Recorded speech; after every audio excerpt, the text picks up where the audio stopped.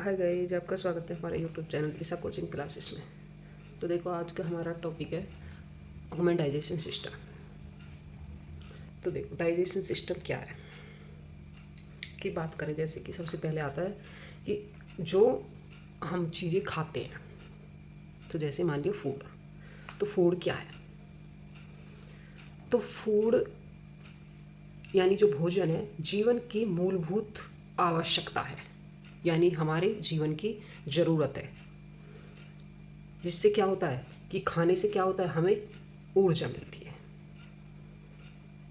ठीक है, खाने से हमें मिलती है ऊर्जा। यह हमारे शरीर को ऊर्जा प्रदान करता है। यह शरीर की वृद्धि या फिर ऊतकों की मरम्मत के लिए आवश्यक है। ठीक है, शरीर का जो हमारा तापक्रम को बनाए रखता है, हमारे मतलब बॉडी टेम्परेचर को बनाए रखता है। तो फूड का क्या काम करता है? फूड मतलब हमारे लिए बहुत ज़रूरी है, मूलभूत इकाई है, और इससे हमें ऊर्जा मिलती है, हमें वृद्धि मतलब हमारे शरीर को वृद्धि ग्रोथ होती है इससे, ऊतकों की जो हमारे टिश्यू हैं उनकी मरम्मत होती है, और हमारा क्या है, बॉडी के टेम्परेचर बना रखता है। अब जो हम फूड खा रहे हैं, तो अगर हम बात करने लगे कि जो हम फूड खा रहे हैं, तो हम जिस फॉर्म में खा रहे हैं हमें उसी से ऊर्जा मिल जाती है? तो नहीं, हम जिस फॉर्म में फूड को खा रहे हैं हमें उससे ऊर्जा नहीं मिलती। जो हमारा शरीर है उस खाने को, जैसे हमने खाना खाया, मतलब खाना खाया एक जटिल फॉर्म में, कॉम्प्लेक्स फॉर्म में, तो हमारा शरीर उस खाने को सिंपल फॉर्म में कन्वर्ट करता है। तो सिंपल फॉर्म में जो कन्वर्ट कर रहा है, हमारे उससे क्या होता है कि जो हमारी सेल्स हैं, हमारी कोशिकाएं हैं, उसमें उस खाने को अवशोषित कर लेती हैं, एब्जॉर्व कर लेती हैं।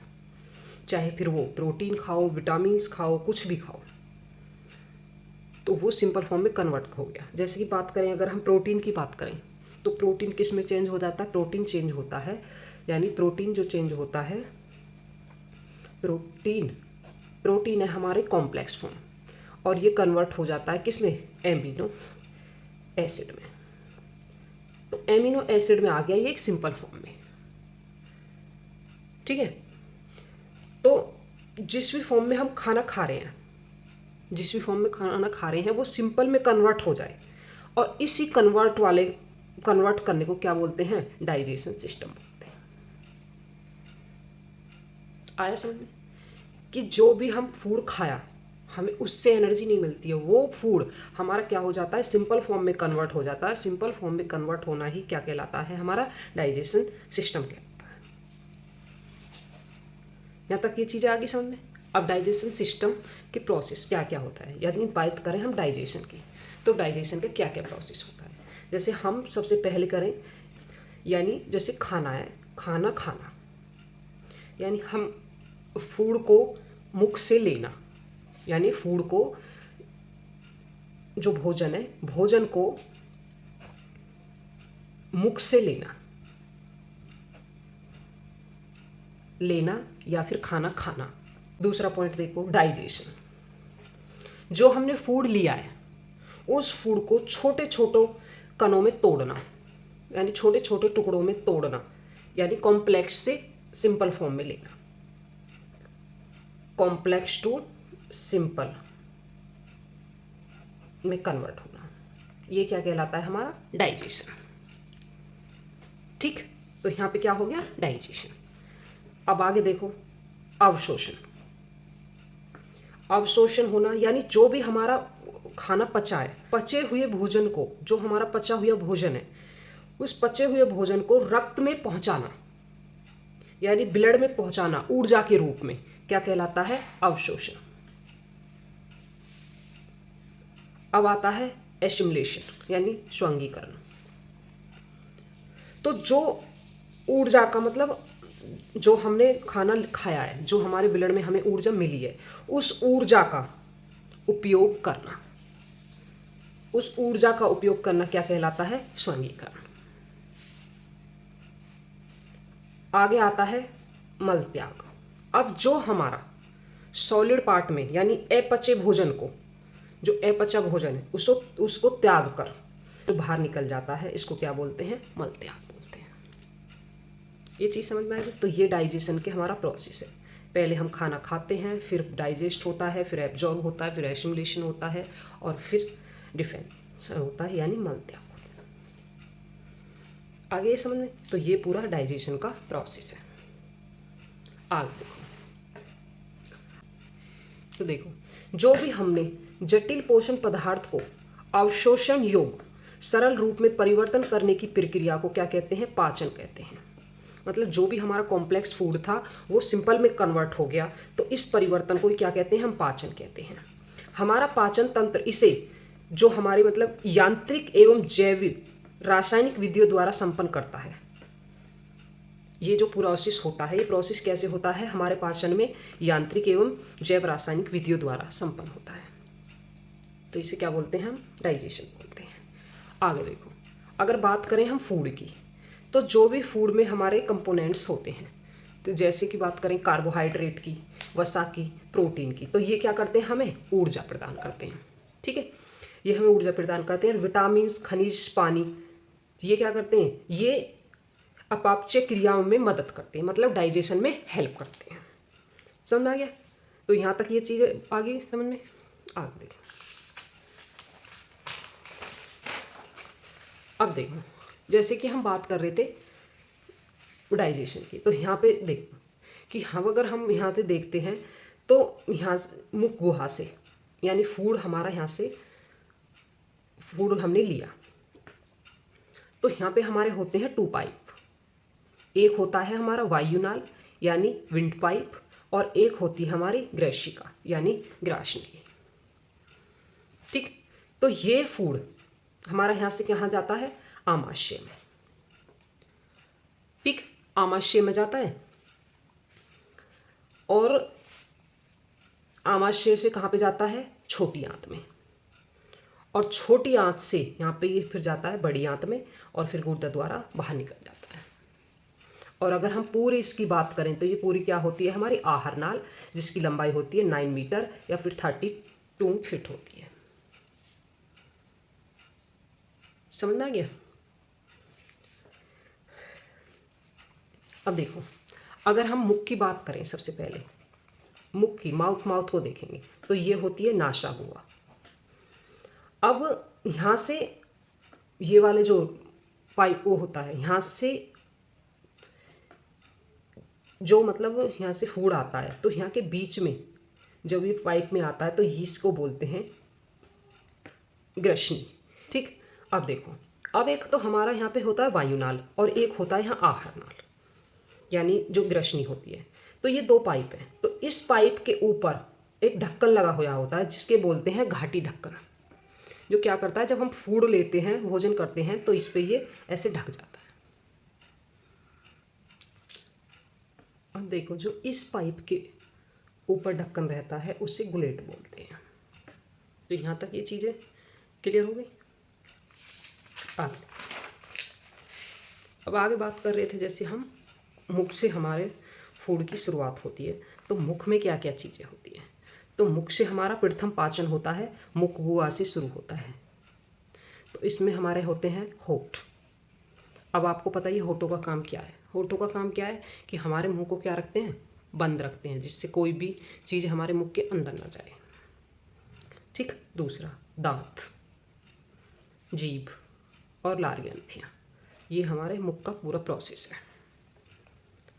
ठीक, अब इसमें देखेंगे सबसे पहले टीथ। तो टीथ का जो अध्ययन है उसे ओडोंटोलॉजी कहते हैं। अगर इसकी हम शेप के आधार पर बात करें तो हमारे जो टीथ होते हैं वो 4 टाइप के होते हैं। एक होते हैं कृंतक, रदनक, अग्रचर्णक और चर्णक। ठीक है, अब बात करें अगर हम कृंतक की, तो ये क्या होते हैं? लंबे छेनी के आकार के होते हैं, जो भोजन को क्या करते हैं? उतरने में सहायता करते हैं। ठीक है, कृंतक जीवों में अधिक विकसित होते हैं, अधिक मात्रा में होते हैं। हाथी के टस्क ऊपरी कृंतक का ही रूपांतर है। समझ में आ गया? अब आगे देखो, रदनक, ये नुकीले दांत होते हैं जो भोजन को चीरने फाड़ने का काम में सहायता करते हैं। ये मांसाहारियों में अधिक विकसित होते हैं और खरगोश में ये दांत क्या होते हैं, एब्सेंट होते हैं, अनुपस्थित होते हैं। आगे देखो, आगे बात करें हम अग्रचर्णक की, तो ये आकार में त्रिकोणीय होते हैं जो भोजन को चबाने में सहायता करते हैं।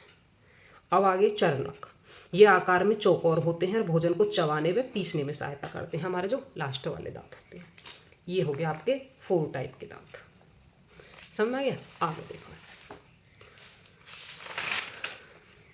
अगर हम दांतों का मतलब वो देखें कि किस टाइप के दांतों का विन्यास होता है, तो मानव दांत विन्यास, तब देखो जबड़े में दांतों की व्यवस्था, दांतों का धंसा होना क्या कहलाता है, दांत विन्यास। किस तरीका से, किस क्रम में व्यवस्थित है। दांत की ऊपरी कठोर सतह इनेमल कहलाती है, जो ऊपर वाली, जैसे अगर हम बात करें कि दांतों को इस तरीका से ऐसे, तो अगर इस पार्ट को हम ऊपर के वाइट पार्ट को देखें, ये क्या होता है, हमारा इनेमल होता है, जो भोजन को पीसने में सहायता करता है। अब देखो, अगर बच्चे में बात करें तो बच्चों में जो हमारे टीथ होते हैं, जैसे कि मोलर, प्रीमोलर, ठीक है, ये दांत होते हैं, तो इसमें इनकी संख्या क्या होती है, मोलर की संख्या यहाँ पे बच्चों में 2 होती है, ऊपर नीचे। अब अगर वयस्क की बात करें हम 25 साल से कम की, तो उनमें भी ये संख्या क्या होती है, प्रीमोलर की। इनमें प्रीमोलर होते नहीं है यहाँ पे, और यहाँ पे प्रीमोलर इनके क्या होते हैं, 2 होते हैं, और मोलर भी 2 होते हैं। अब अगर पूरे दांत विन्यास की बात करें तो इसमें ये 2, ये 1, ये 2 और यहाँ पे मोलर क्या हो जाते हैं, 3 हो जाते हैं, और ये क्या होता है, हमारा फॉर्मूला होता है दांतों का। तो टोटल दांत कितने हो जाते हैं हमारे, 32। अब बात करते हैं जीभ की, टंग की।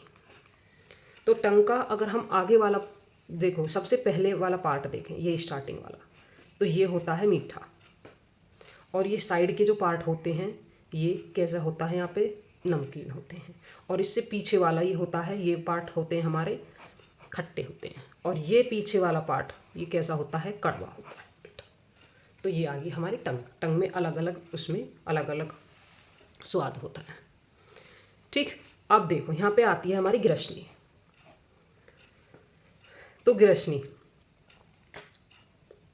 अगर पहले बात करें हम, जैसे ग्रसनली की बात करें, तो ग्रसनली क्या होती है, पाचन की क्रिया नहीं होती ग्रसनली में, ठीक। ग्रसनली से क्या होता है, जैसे ये है, देखो पहले ये देखो, ग्रसनी जो होती है वो भोजन व वायु दोनों का सामान्य मार्ग है। भोजन का और वायु का दोनों का सामान्य मार्ग जो आके मिलता है एक जगह, वो क्या होती है, हमारी ग्रसनी होती है। अब ग्रसनी आगे चलकर ग्रसनाल में खुलती है। जो ग्रसनी एक जगह जुड़ी है वो आगे जाके ग्रसनली में जाके खुलती है। अब ग्रसनली क्या है, देखो ग्रसनली में पाचन नहीं होता है, पर इसमें क्या होती है, किरमा-कुशन क्रिया के कारण भोजन नीचे की तरफ सरकता है। जब भोजन नीचे की तरफ सरकता है, जैसे ऊपर नीचे संकुशन रिलैक्सेशन वाला प्रोसेस होता है, तो खाना क्या जाता है, हमारा नीचे की तरफ जाता है। उस नीचे की तरफ के जाने वाले प्रोसेस को किरमा-कुशन क्रिया बोलते हैं, ठीक है। जो कहाँ पे चला जाता है, हमारे स्टमक में, आमाशय में जाता है। तो फूड कहाँ पे चला जाता है, हमारे आमाशय में जाता है। अब आमाशय की बात करें तो आमाशय के जो आकार होता है वो जे की संरचना का होता है, जो शरीर के ऊपरी भाग में स्थित होता है, शरीर के ऊपरी भाग में स्थित होता है। आगे अब इसकी बात करें, इसके कार्य की। अगर हम अब अपने आमाशय की बात करें तो आमाशय में कम से कम 4 घंटे तक खाना स्टोर रहता है। तो टेम्परेरी स्टोर ऑफ फूड भी बोलते हैं इसको। अब इसमें ही हमारी जो मैकेनिकल डाइजेशन वाली और केमिकल डाइजेशन प्रोसेस होता है वो पेट में ही होता है, समझ गए। अब पेट की बात करें तो पेट को 3 भागों में बांटा गया है। जो सबसे ऊपरी वाला हृदय के नज़दीक वाला भाग होता है उसको बोलते हैं कार्डिक पार्ट, ठीक। और बीच वाला जो भाग है उसको बोलते हैं फंडिक पार्ट, और सबसे नीचे वाला जो भाग होता है उसको बोलते हैं पाइलोरिक पार्ट, ठीक। अब देखेंगे सबसे पहले कार्डिक पार्ट जो है। तो जो हमारा कार्डिक पार्ट होता है इसमें HCl निकलता है, जो जीवाणुओं को क्या करता है, नष्ट करता है और भोजन को अम्लीय बनाता है तथा एंजाइम की क्रिया को तीव्र कर देता है, ठीक। देखो ये ऑक्सीडेंट सेल्स होती है, ठीक है। ऑक्सीडेंट जो सेल्स होती है इससे क्या होता है, HCl निकलता है। मतलब जो हमारी जठर ग्रंथियाँ होती हैं उससे क्या निकलता है, उसमें ही सेल्स होती है, उससे क्या निकलता है, HCl निकलता है। आगे समझ, आगे देखो, अगर हम बात करें फंडिक पार्ट की, तो यह भोजन का अधिक समय तक रोक कर रखता है। जो बीच वाला एरिया होता है, बीच वाला जो एरिया होता है वो क्या करता है, भोजन को ज़्यादा समय तक रोक के रखता है। इसी को क्या, इसमें पाए जाते हैं रूंगे पाए जाते हैं, जो पेट का क्षेत्रफल बढ़ाते हैं, जो भोजन को पचाने के लिए रोक कर रखते हैं। ठीक है, अब आते हैं पाइलोरिक पार्ट। इसमें जठर ग्रंथियाँ होती है जिससे जठर रस निकलता है, और जठर रस 2 एंजाइम पाए जाते हैं। जठर रस में 2 एंजाइम पाए जाते हैं। तो ये चीज़ समझ में आ गई, तीनों पार्ट समझ में आ गए। पहला कार्डिक, फंडिक, पाइलोरिक, 3 पार्ट होते हैं हमारे आमाशय के। ये यहाँ तक हो गया कंप्लीट। आगे देखो, अब देखो जो 2 एंजाइम निकलते हैं, पहला होता है पेप्सिन और दूसरा होता है रेनिन। तो पेप्सिन का काम क्या होता है, प्रोटीन का पाचन करना। और ये जो प्रोटीन है ये किस में बदलता है, पेप्टोन्स में बदल जाता है। यानी प्रोटीन को पेप्सिन नामक एंजाइम से किस में बदल देते हैं, पेप्टोन्स में।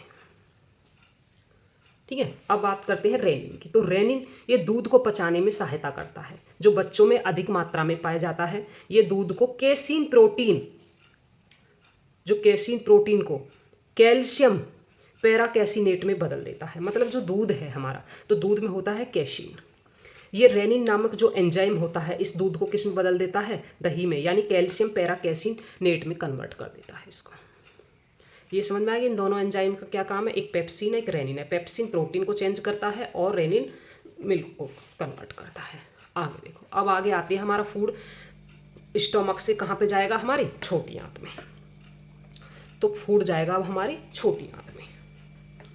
तो छोटी आंत में जाएगा तो यह आहार नाल का सबसे लंबा भाग है, सबसे लंबा भाग होता है, जिसकी औसतन लंबाई 6 से 7 मीटर या 20 से 23 मीटर फिट होती है।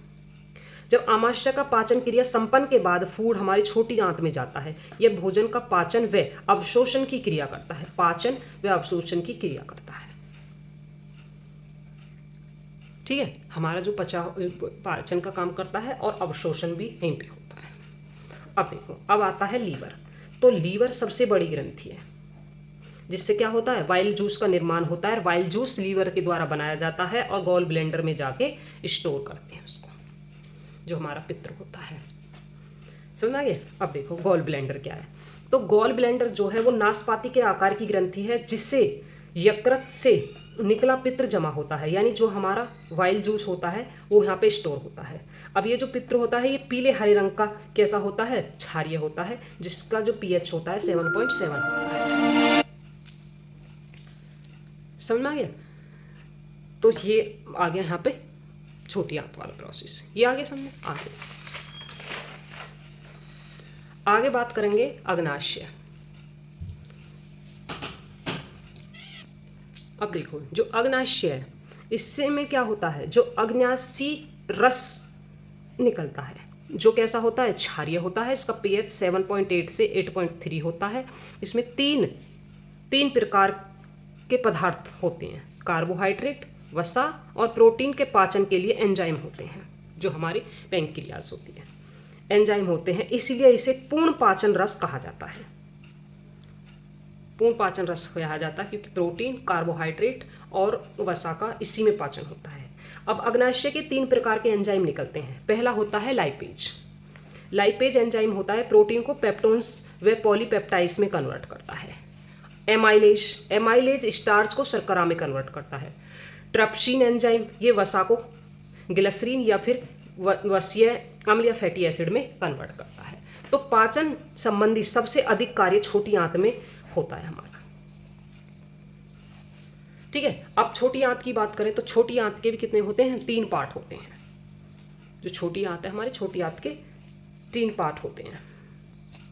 पहला होता है इसमें डुोडेनियम, जो किसमें होता है, यू लाइक की शेप होती है इसमें, जिसमें लीवर व पेनक्रियाज खुलते हैं, जिसमें लीवर और पेनक्रियाज आके खुलते हैं, जिसके द्वारा जो द्रव स्रावित होता है, ये द्रव एंजाइम को सक्रिय करके भोजन का पाचन करता है। जो लिक्विड मिलता है वो क्या करता है, एंजाइम को एक्टिव करता है और भोजन फूड का पाचन करता है। दूसरा होता है जेलियम।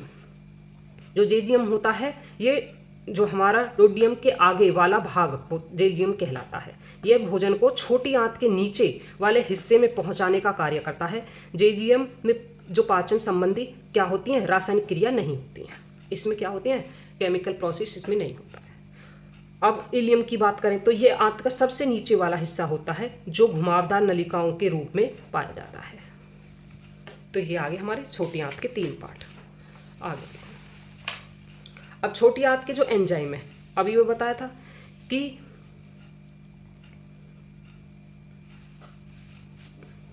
जैसे बात जो एंजाइम है, जो पेप्सिन है वो क्या करता है, पेप्टोन्स को क्या करता है, अमीनो अम्ल में कन्वर्ट करता है। अब सुक्रोज एंजाइम जो होता है वो सुक्रोज को किस में बदलता है, ग्लूकोज और फ्रैक्टोज में तोड़ता है।